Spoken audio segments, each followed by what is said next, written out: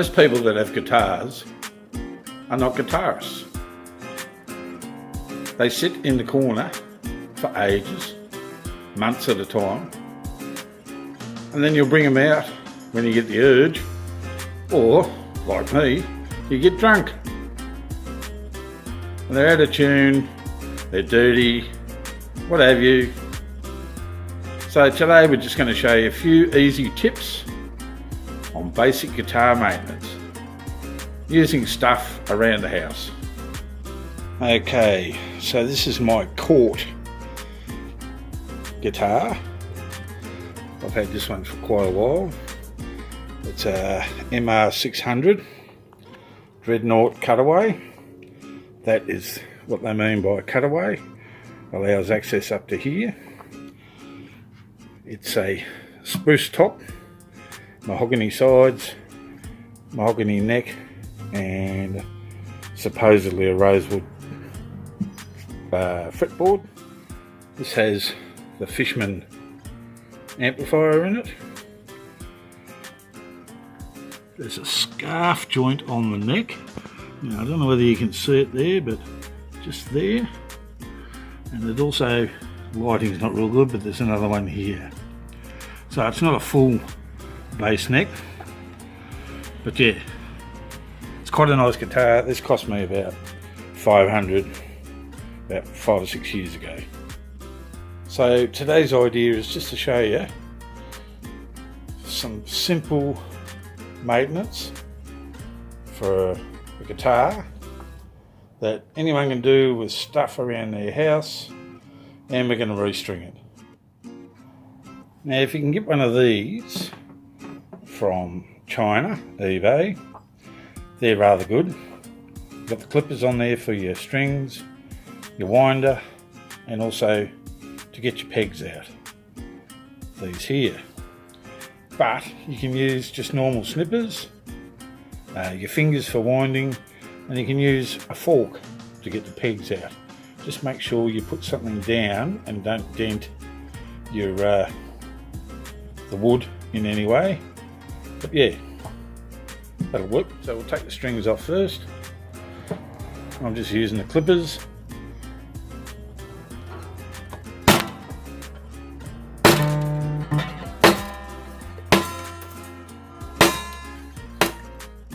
That's it. Pull them out from there. So this is how we get the strings out.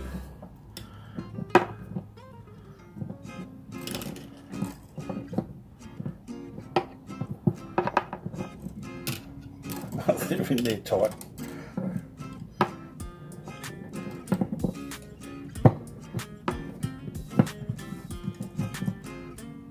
Don't lose them. And your strings just pull out.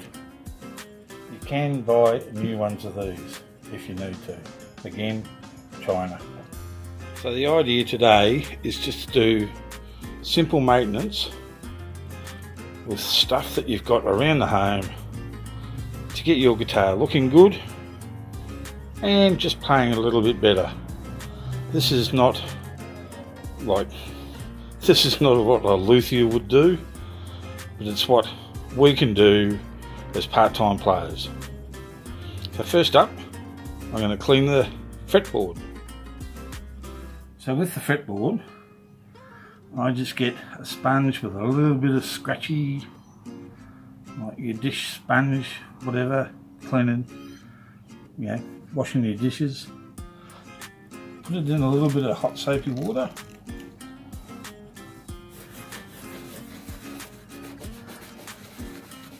And just clean. You usually find that the frets down the bottom here, or at the top of the fretboard, get the dirtiest because they get the most use. So just a nice, gentle, don't go stupid, clean on that should suffice. It gets all your sweat, your dirt and everything else like that. And while you're here, you can also check your frets. If they feel really rough, then you can clean those with a little bit of steel wool. These frets are pretty good. They haven't seen enough use, but you can get your steel wool and just very gently polish them up a little bit more. Now, while you've got the guitar like that, you can go over the whole thing with the sponge side and just clean off any dirt. Now you'll get dirt in around your bridge and on your bridge where the strings go, but just give it a nice wipe. Then a nice clean cloth and just give it a wipe. Same with your fretboard. See there, the dirt on there, that's from your fretboard, so that needs a little bit more cleaning. When you're getting your pins out, you can also put your hand in and push the pins up instead of using a fork or anything like that. Just sort of better tell you that one. And the saddle on this and the bone, the nut, sorry, both need replacing.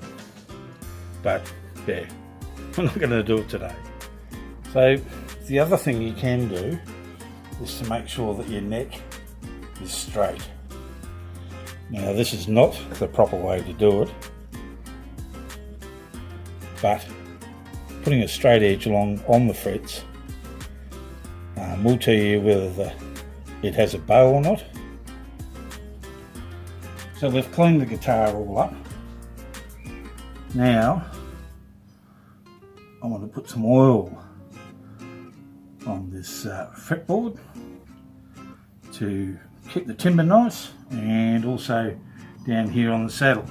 Now you can buy lots and lots of guitar oils, but I can't afford those. Most people don't have them, but you can use oil from home. Now a lot of people say no, so I've just got some virgin olive oil. People will say no, don't use it, because it's not, oil can go off, but you know, I'm thinking you don't use that much anyway,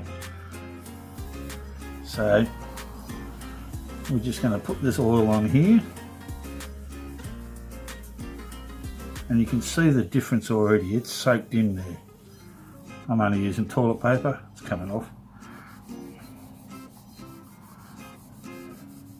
But you can see the difference in that already. Yes, it's not the right oil, but if you went out and bought tung oil or lemon oil or something like that, it all costs money. It's not cheap. And this is an easier way, and it's not like you're putting enough in there that it's going to spoil or go off. So we're just going to do the saddle as well.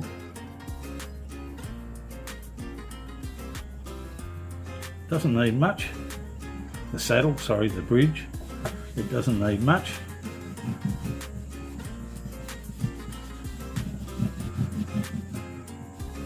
And my toilet paper's starting to fall apart.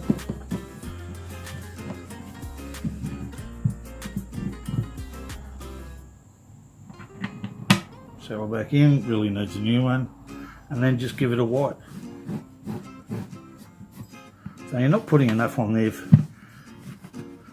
for it to cause a hassle. And the same down here, we're just going to give this a wipe.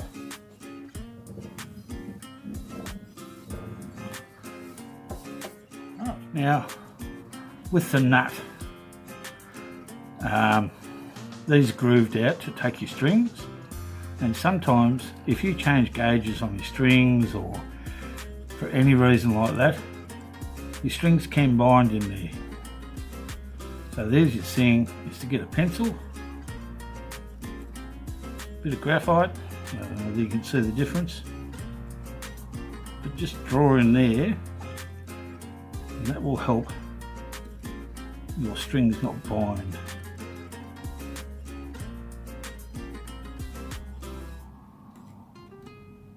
Just like that.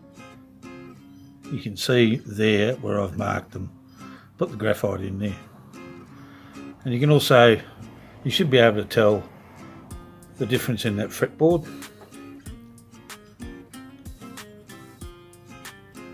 And the saddle.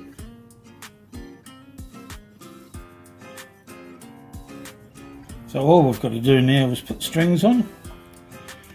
I'm a fan of Ernie Ball, and I use regular slinkies. Yeah, I just prefer those. If I was using electric guitar, I use the beefy slinkies, but yeah, these are under $10 on eBay in Australia, so yeah, they're the ones I prefer. Cheap. If you don't use your guitar enough, you can go out and buy the elixirs, which are expensive, and they don't rust as quick, but yeah, if you don't play enough, I think these are better.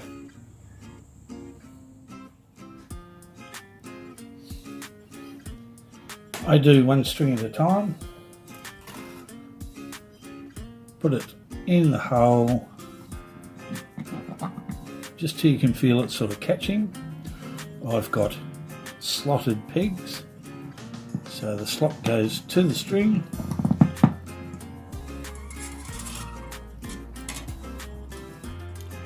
With the string length, I go 1.5, so one full, it's going to go in there.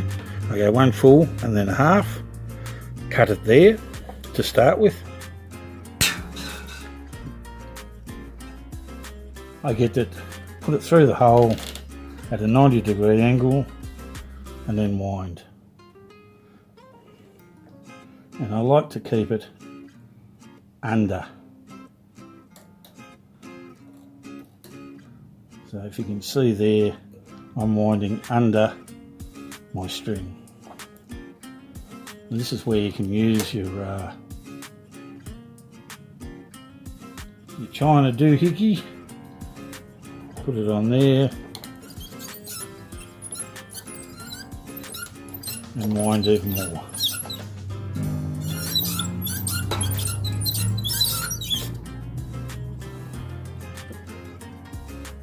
So I'll put the rest of these on. I won't show you every single one. Strings on. You want them to come to the outside and wind outside. So the strings will start winding on the outside, if you can see there.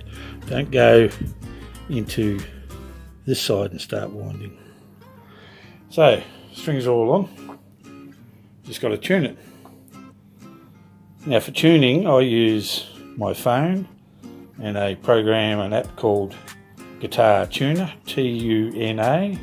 I find that quite reasonable. So we'll tune it up and then we'll give you a comparison. Now when you're tuning, it also pays to stretch your strings, because they'll come into tune. They'll lose tunes pretty quick. But if you stretch them,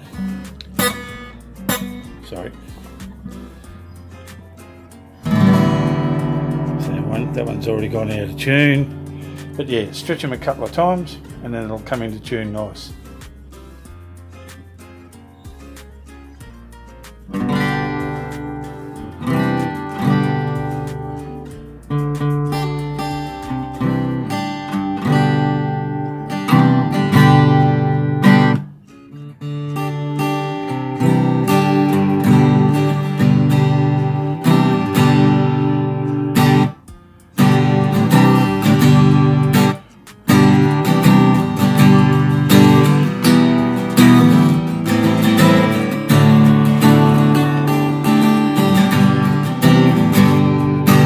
it's already gone out of tune, but yeah, you've got to persist with tuning. Alright, that's about it folks, hope this helped. I'm not an expert, but it's just for us people that don't look after their guitars enough.